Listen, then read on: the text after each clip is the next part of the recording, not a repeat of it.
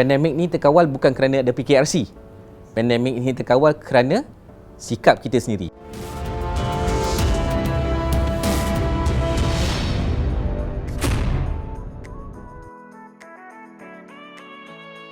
Pusat Kuarantin dan Rawatan COVID Bersepadu MAIF 9.0 ni actually kita dah start sejak 6 hari bulan Disember tahun yang lalu, 2020. Dan kita telah mula menerima pesakit pada 9 hari bulan 12 tahun 2020. So after 3 hari kita mula beroperasi, kita telah menerima the first group daripada pesakit daripada LKKM Hospital Sungai Buloh seramai 212 orang.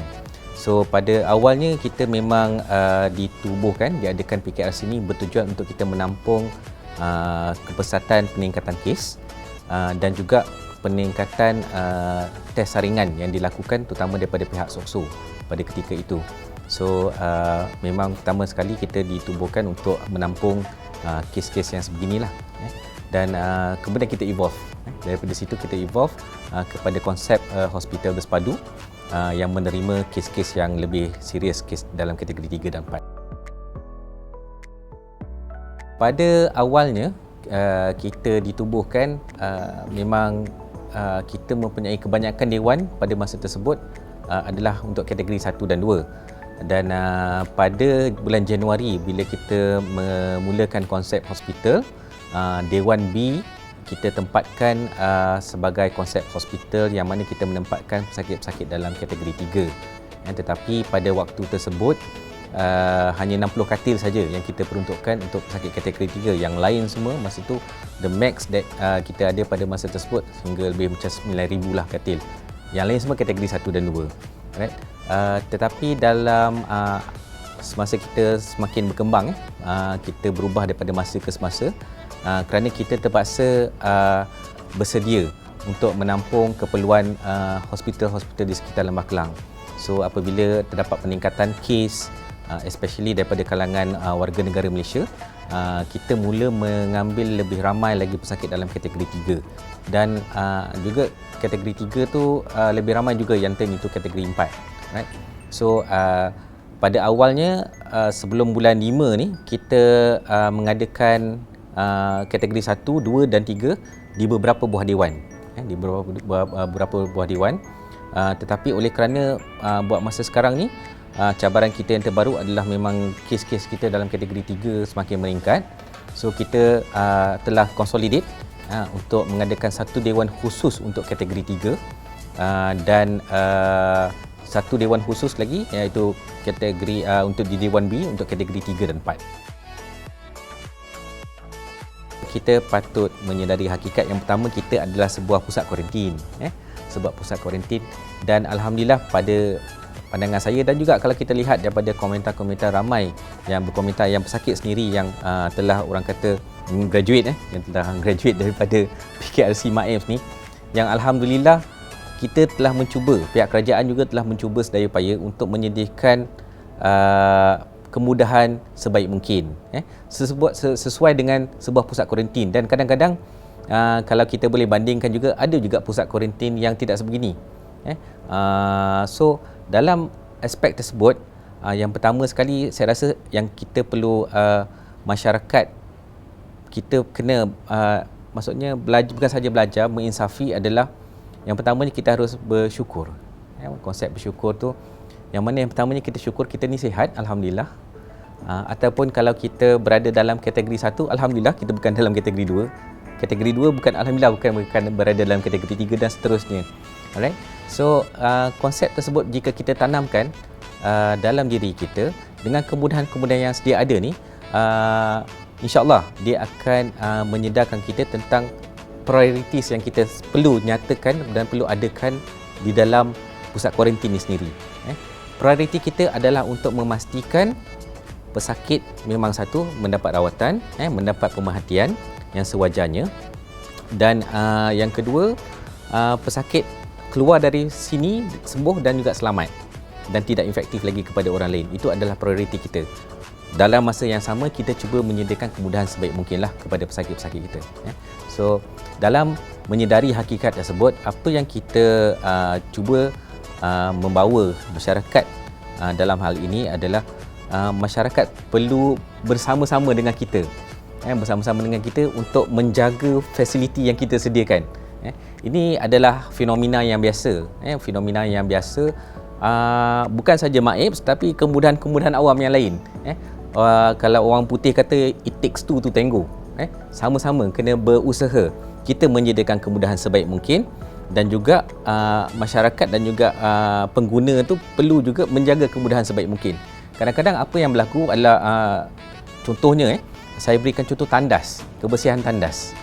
Kebersihan tandas ni bukan fenomena di PKRC je. Kebersihan tandas ni adalah kalau nak kata nasional dalam Malaysia ni, kalau kita pergi ke RNR ke, pergi ke mana ke, di pam-pam minyak ke, isu ni memang selalu kita dengar. Right? Daripada pihak PKRC sendiri, kita telah mencuba sebaik mungkin untuk menyediakan kemudahan yang bersih. Contohnya dalam kebersihan tandas tu, kita telah menyediakan tim untuk membersihkan tandas sebanyak 4 kali sehari. Dan setiap kali tim tersebut masuk untuk membersihkan tandas, it takes 2 hours, 2 jam untuk proses pembersihan tersebut. Daripada pagi, petang, malam dan tengah-tengah pagi tu, 2 hingga 4 pagi tu, ada proses pembersihan tandas. Right? Dan selebihnya bergantung kepada pesakit sendiri. Sama-sama kita menjaga kemudahan. Jangan buangkan sampah ke dalam tempat tandas hingga menyebabkan kadang-kadang berlaku dia tersumbat. Bila tersumbat dan dibaiki, of course akan mengambil masa kerana perlu dibaiki. Bila mengambil masa, itu yang berlaku, kekurangan tandas. So sama-sama kita perlu menjaga fasiliti itu, dan bukan itu saja, kita mengajak juga masyarakat yang di sekeliling kita, mungkin jiran-jiran kita di katil-katil yang sebelah tersebut, untuk sama-sama kita jaga kebersihan. Bukan saja kebersihan tandas, malahan kebersihan di tempat di sekitar mereka ditempatkan tersebut. Hall-hall ataupun dewan-dewan yang menempatkan pesakit-pesakit warga negara, kita mempunyai beberapa kemudahan yang ekstra, yang lebih. Contohnya, kita mempunyai lounge tersendiri. Lounge tersebut kita equipkan dengan televisyen, dan kita ada, insyaAllah ada Astro, dan semua dewan memang mempunyai Wi-Fi 5G daripada TM. Kita juga ada beberapa permainan yang diberikan di lounge tersebut lah. Dan juga khusus untuk hall yang menempatkan pesakit wanita dan kanak-kanak, kita juga mempunyai kemudahan yang lebih lagi, iaitu kita mempunyai komputer-komputer yang boleh digunakan untuk pembelajaran, dan kita juga menempatkan taman permainan dan juga gym di situ. So itu antara beberapa kemudahan yang kita sediakan khusus untuk warga negara, insyaAllah. Kita memang menyediakan QR codes di dalam dewan untuk mereka memberikan respon. Contohnya kalau ada makanan, sebab kita ada jawatankuasa makanan. Contohnya pasal makanan ni, kita tahu makanan ni is very sensitive. Alright? Dan kita juga dari pihak PKRC, kita ingin memastikan kualiti makanan yang kita berikan kepada pesakit dan juga kepada petugas sebenarnya adalah kualiti yang bagus. Alright? So apa yang kita buat adalah kita dah tempatkan QR codes di dewan-dewan yang mana mereka boleh mengisi sebarang maklum balas, tak sedap ke apa ke dan sebagainya, dan tim kita akan pick up dan kita akan evaluate balik caterer kita. So apa yang berlaku apabila dalam proses discharge adalah setelah dipotong gelang, kemudian kita akan membawa pesakit, kita akan usher diorang ke tempat anjung discharge, kita namakan. It's a area yang besar yang mana boleh menempatkan kenderaan-kenderaan dan sebagainya, dan ada ruang menunggu yang luas di situ. Usually kalau pesakit yang datang daripada negeri lain, mereka akan disediakan bas daripada negeri-negeri lain lah. Dan juga kalau pekerja-pekerja asing kat sini, biasanya adalah apa yang terjadi, tempat mereka bekerja, majikan mereka akan menyediakan. Tetapi untuk yang orang awam, yang lain, yang biasa, mereka di samping family boleh menjemput, mereka juga boleh mendapatkan perkhidmatan e-hailing. Dan memang kita ada perkhidmatan e-hailing memang sentiasa ada di bawah sana. So untuk pesakit kategori 1 dan tidak ada apa-apa masalah, komorbid dan berusia di bawah 50 tahun, untuk kanak-kanak juga yang berusia lebih daripada 10 tahun, memang kita memberikan pilihan untuk mereka dibenarkan kuarantin dalam hotel ataupun dimasukkan ke dalam hospital-hospital private tertentu. Tetapi proses ini apabila mereka masuk ke dalam pusat kuarantin ini, mereka harus memohon dulu. Memohon dan pegawai perubatan serta pakar kita akan menilai kesesuaian mereka. Kalau memang fit, baru kita benarkan dan kemudiannya kita bagi pilihan tersebut kepada pesakit dan pesakit akan call sendiri hotel ataupun hospital tersebut untuk buat arrangements. Setelah ada persetujuan, mereka boleh berhubung semula dengan pihak PKRC dan membuat arrangement bila mereka akan dijemput, insyaAllah.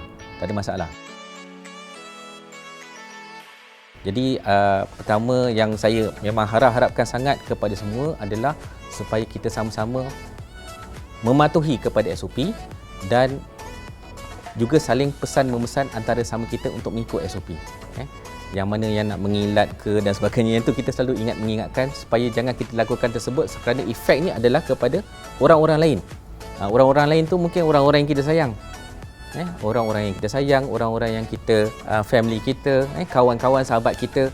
So, dalam konteks tersebut kita perlu sedar efeknya tu adalah efek yang amat penting dan efek yang lebih besar yang merangkumi kesemua aspek dalam kehidupan kita. Itu yang pertama. Yang keduanya, saya berharap sangat kepada semua rakyat agar kita sama-sama mendaftarkan diri dengan segera untuk mengambil vaksinasi. Ini amat penting dalam perjuangan kita, jihad kita untuk memerangi COVID ni. Sebab jangan salah anggap dengan mendapatkan vaksinasi ni kita tak akan dapat jangkitan langsung. Itu tidak. Apa yang kita nak sekarang adalah dalam proses vaksinasi ini adalah kita berupaya untuk mengekang kes supaya jika seseorang itu terjangkiti, dia tidak akan pergi ataupun mendapat kategori yang lebih serius. So, ikuti SOP, dapatkan vaksinasi secepat mungkin, insyaAllah.